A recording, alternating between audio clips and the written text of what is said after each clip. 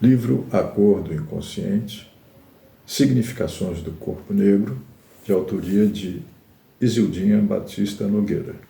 Vamos aqui dar continuidade à leitura dos casos clínicos. Esse será o terceiro caso clínico em que a autora demonstra sua prática, ilustra sua prática diante dessa questão do racismo, do preconceito racial. E eu ressalto a importância desses textos, porque eles têm um valor literário, me lembram pequenos contos em que a concisão e a brevidade mostram como a autora domina a língua. Então, a leitura do caso número 3. Maíra é uma jovem de 25 anos, negra. Procurou análise em função de sua dificuldade de ter amigos.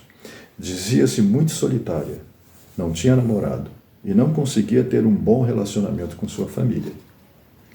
Trabalhava como secretária bilíngue numa multinacional e fazia pós-graduação em administração de empresa. Cresceu num bairro de classe média. Na escola onde estudara, havia, além dela, uma outra criança negra. Eu tinha vergonha de falar com ela. Ela era negra. Respondi, ela era a única negra? Eu não me sentia negra e fazia de tudo para não me lembrar disso. Cresci ouvindo minha avó falar que temos que nos casar com pessoas mais claras para clarear a família. Só me aceitei negra depois que entrei para a militância do movimento negro. Ela costumava dizer durante suas sessões que não tinha mais vergonha de ser negra, mas que os negros eram mal vistos porque eles não ajudavam muito, eram vagabundos, não gostavam de trabalhar, andavam sujos e eram ignorantes. Os negros não podem ir para frente. Eles não gostam de trabalhar. Respondi, você é vagabunda? Não, eu trabalho. Você pensa que é a única negra que trabalha? Não. Você conhece a história do seu povo? Já li algumas coisas, mas a verdade é que eu não gosto de ler coisas sobre a escravidão. Nunca prestava atenção na aula de história quando se tratava disso. Sentia meu rosto enrubescer. Passado um ano de análise, Maíra mudara de emprego, conseguia se relacionar melhor com as pessoas e dialogava melhor com a família. Na nova empresa, conheceu durante uma recepção um executivo estrangeiro que estava temporariamente no Brasil. Era um moço branco e, apesar de todo o seu medo, aos poucos se viu apaixonada. E teve início um namoro bem-sucedido que culminou com a decisão de casamento. Maíra, porém, vivia presa a inúmeros receios. Temia que o noivo pudesse se queixar de seu cheiro. Tomava vários banhos quando ia se encontrar com ele. Embora o noivo também falasse português, ela só conversava em inglês com ele. Foi-lhe muito difícil apresentá-lo à família, embora soubesse que a família aceitaria com alegria tal casamento, pois tinha como lema o clareamento. E da parte do noivo, nada havia que pudesse indicar uma reação negativa perante sua família.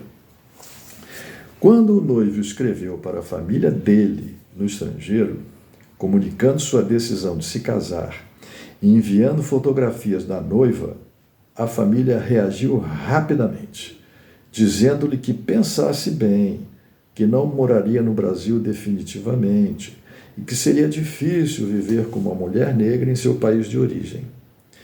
Tal situação foi muito difícil para Maíra, mas o noivo manteve a decisão, sem se deixar abalar pela reação da família.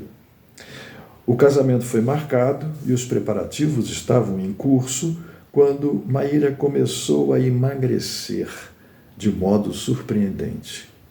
Tanto que o estilista, após inúmeros ajustes, disse-lhe que não era mais possível ajustar o vestido de noiva, pois a modelagem já estava prejudicada.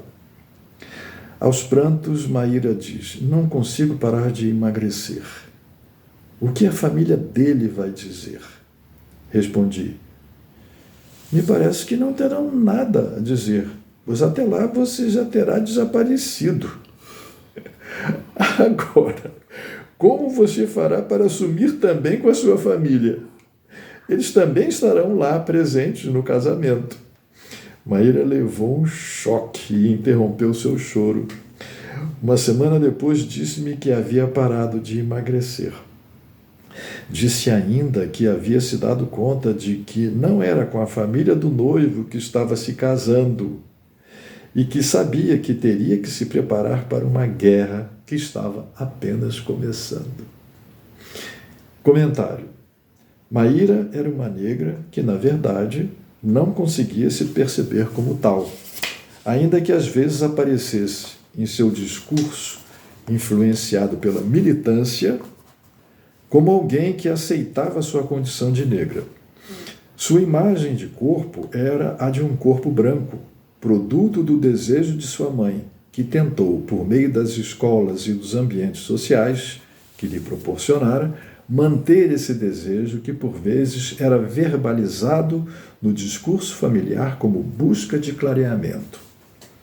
Maíra sempre tivera muita vergonha de si, vergonha que ela imaginava já ter ultrapassado, mas que, por ocasião dos preparativos do casamento, emergiu, produzindo no real, sob a forma do emagrecimento intenso, um dos efeitos desencadeados pela vergonha de si, o desejo de desaparecer.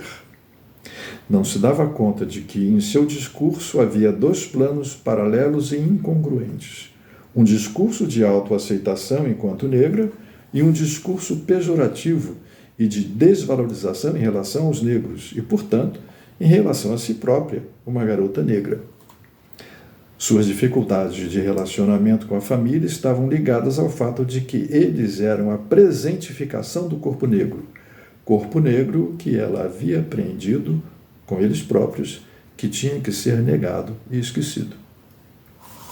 Então, esses três casos clínicos mostrados pela Isildinha ilustram bem a prática de um analista negro em confronto com essa situação de racismo, que começa na linguagem.